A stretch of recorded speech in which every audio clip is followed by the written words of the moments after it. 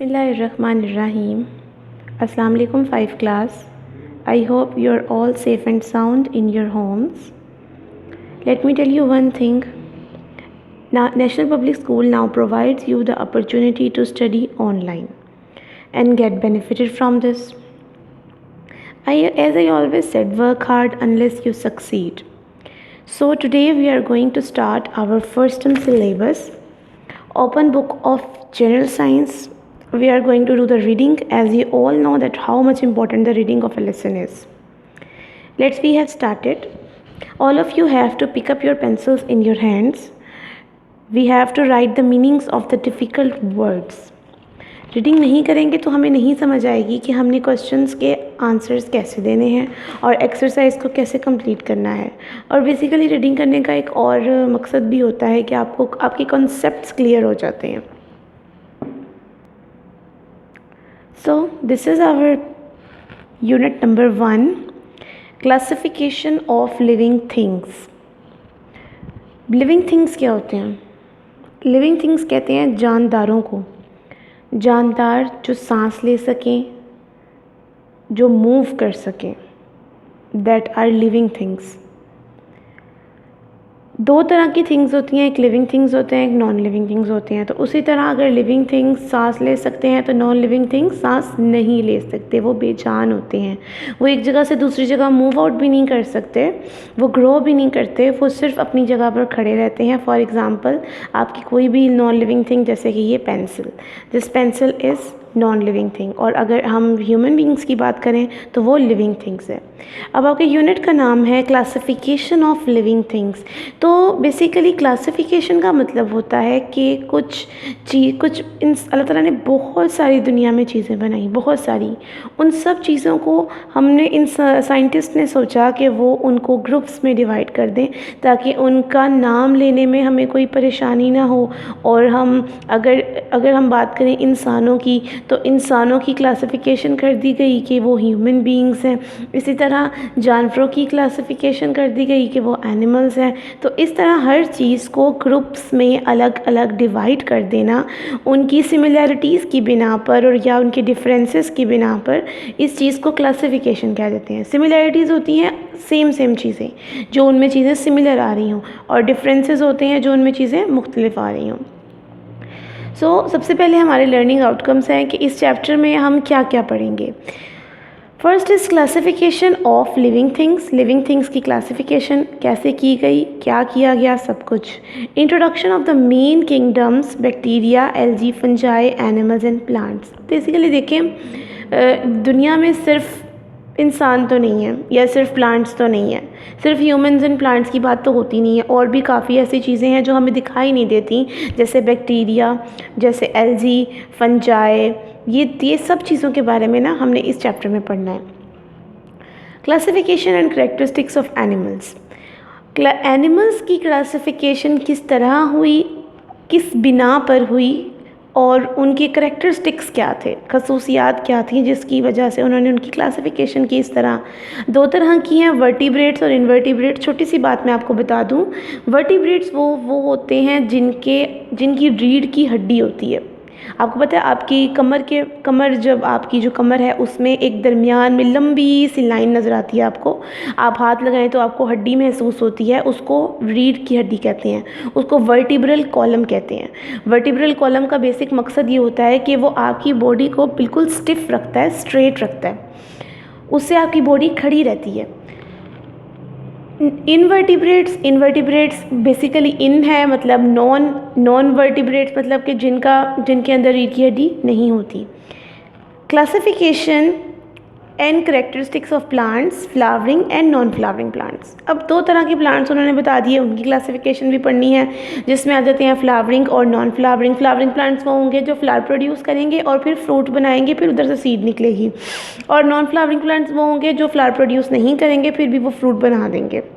Characteristics of monocot and dicot plants. अब monocot और dicot दो ऐसे प्लांट्स होते हैं जिनके अंदर, मोनोकोट मतलब होता है कोट मतलब बीच, मोनोकोट मतलब जिनमें एक बीज होता है, डाइकोट मतलब जिनमें एक से ज़्यादा दो बीज होते हैं। ठीक, ये भी हम आगे आगे से आगे पढ़ते चले जाएंगे. So let we have started our lecture.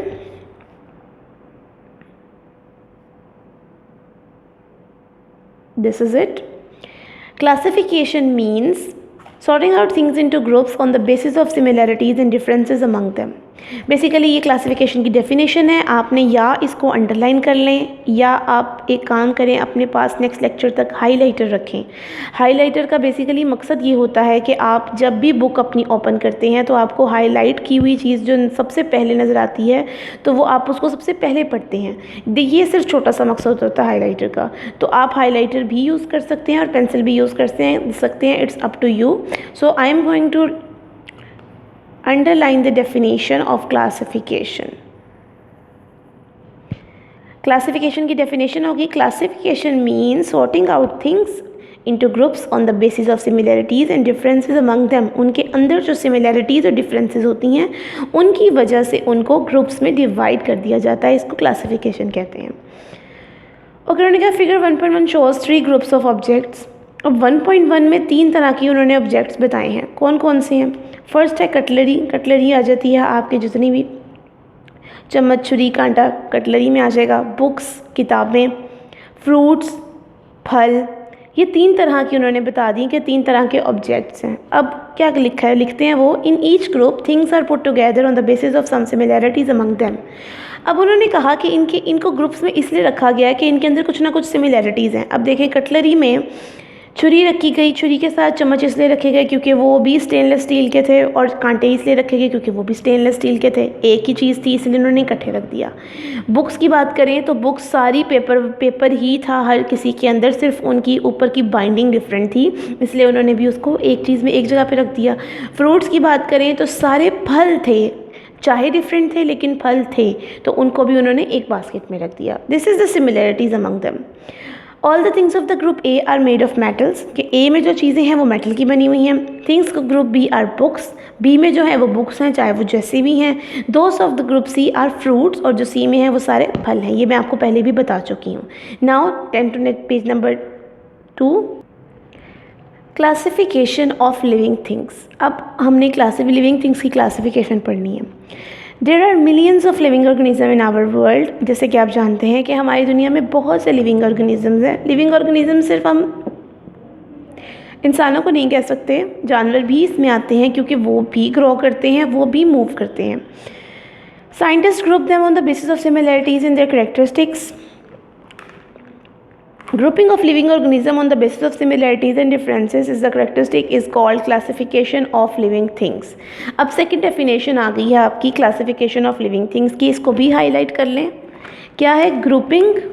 Definition बहुत इजी है. Grouping of living organism on the basis of similarities and differences in the characteristics is called classification of living things. Done. Classification of living things is essential for making their study as easier.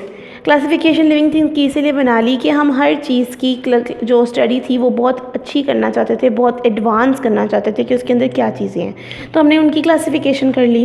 During classification scientist examine the characteristics of an unfamiliar organism and find its proper group. अब classification जब scientist कर रहे थे तो उनको कुछ ऐसे groups मिल रहे थे जो कि पहले उनका पता नहीं था. पहले तो सिर्फ 2-3 चीज़ों का पता था कि एक ह्यूमन बींग्स होते हैं, एक एनिमल्स होते हैं, एक प्लांट्स होते हैं, और कुछ तो अंदाज़ा नहीं था. लेकिन जब उन्होंने क्लासिफिकेशन स्टार्ट की तो उन्हें बहुत सी ऐसी चीज़ें मिली, और जो मिलती जाती थी वो उनको उनकी सिमिलैरिटीज़ की बिना पर अलग अलग ग्रुप में डिवाइड करते जाते थे. They also suggest name for the organisms for its identification. अब उनकी पहचान के लिए उन्होंने क्या किया कि उनको भी नाम दे दिया. यू नीड टू नो, ये आप एक दफ़ा मैं आपको पढ़ा देती हूँ, बहुत इंटरेस्टिंग. पर ये जो बॉक्सेस होती हैं ना, that are too much interesting, और बॉक्सेस में जो भी चीज़ें होती हैं ना वो हम करेंगे इंशाल्लाह. Bodies of all the living things are made up of very small units called cells. ये अंडरलाइन कर लें, ये सेल की डेफिनेशन है कि जो तमाम आपकी जो बॉडी है, लिविंग थिंग्स की जो जिस्म होता है वो किससे मिलकर बना होता है, स्मॉल यूनिट से, जिसको सेल कहते हैं। The organisms whose bodies consist of single cell are called unicellular organism. Second definition कि वो ऑर्गेनिज्म जिनकी बॉडी सिंगल सेल्ड होती है, एक ही सेल होता है, उसको यूनिसेलुलर कहते हैं। और the organism whose bodies are made up of more than one cells are called multi cellular organism. और वो ऑर्गेनिज्म जिनकी बॉडी एक से ज़्यादा सेल से बनी होती है उनको मल्टी सेलुलर कहते हैं। अब जो मैं आपको फॉर एग्जांपल बता दूं कि यूनिसेलुलर ऑर्गेनिजम्स में बैक्टीरिया आ जाते हैं क्योंकि वो सिंगल सेल्ड होते हैं, और मल्टी सेलुलर ऑर्गेनिजम्स में आपके ह्यूमन बींग्स, आपके एनिमल्स और आपके प्लांट्स ये आ जाते हैं क्योंकि ये मल्टी सेलुलर, इनमें बहुत सारे सेल्स मौजूद हैं। So next is 5 kingdom system of classification. मैं इसका सिर्फ आपको आज इंट्रोडक्शन दूंगी, इसको जो आपको बहुत एक्सप्लेनेशन में पढ़ना है वो हम नेक्स्ट लेक्चर में पढ़ेंगे। 5 kingdom system of classification basically होता क्या है।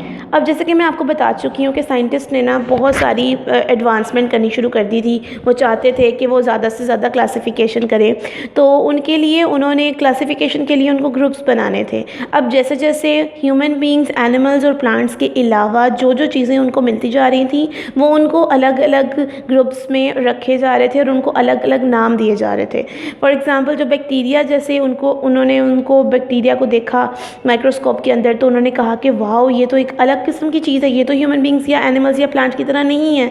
तो उन्होंने उनके सारे जितने भी उनकी फैमिली थी उन सबको नाम दे दिया मोनेरा का। मोनेरा भी पढ़ सकते हैं, मोनेरा भी पढ़ सकते हैं, दोनों चीज़ें पढ़ सकते हैं, प्रोनाउंसिएशन दोनों ठीक है इसकी। मोनेरा वैसे सही रहेगा क्योंकि इसकी स्पेलिंग ऐसे हैं।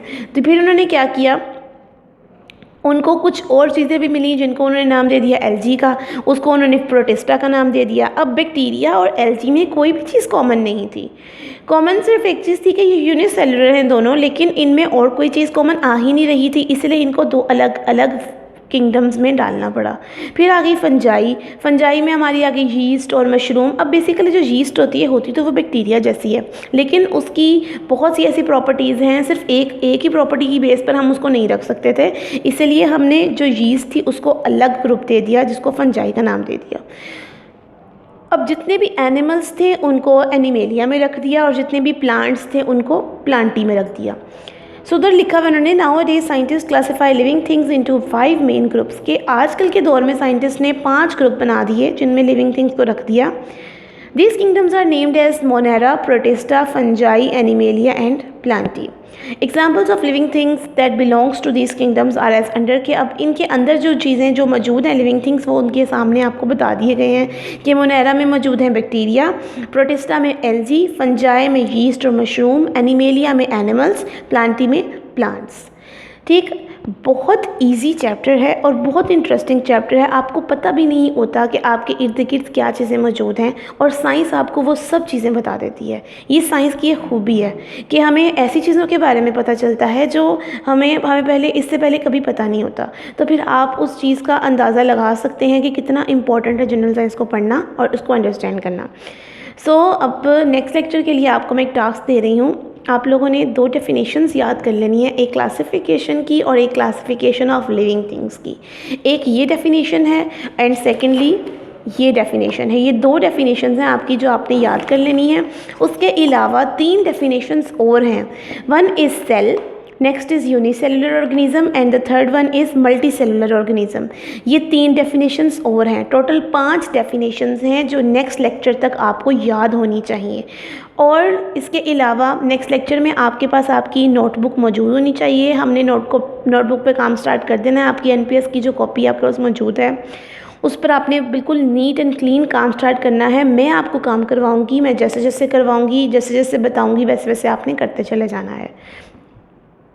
उसके अलावा नेक्स्ट लेक्चर में आपको और बहुत सी ऐसी बातें हैं जो मैंने न्यू आपको बतानी है, तो अगले लेक्चर तक के लिए आपको मेरा इंतज़ार करना पड़ेगा। 2 दिन बाद हमारा दोबारा लेक्चर होगा। अपना बहुत ख्याल रखिएगा, दुआओं में याद रखिएगा और अच्छे बच्चे बनकर पढ़ें ताकि आपके बाद आप अच्छा कुछ अंडरस्टैंड कर सकें, कुछ नया सीख सकें।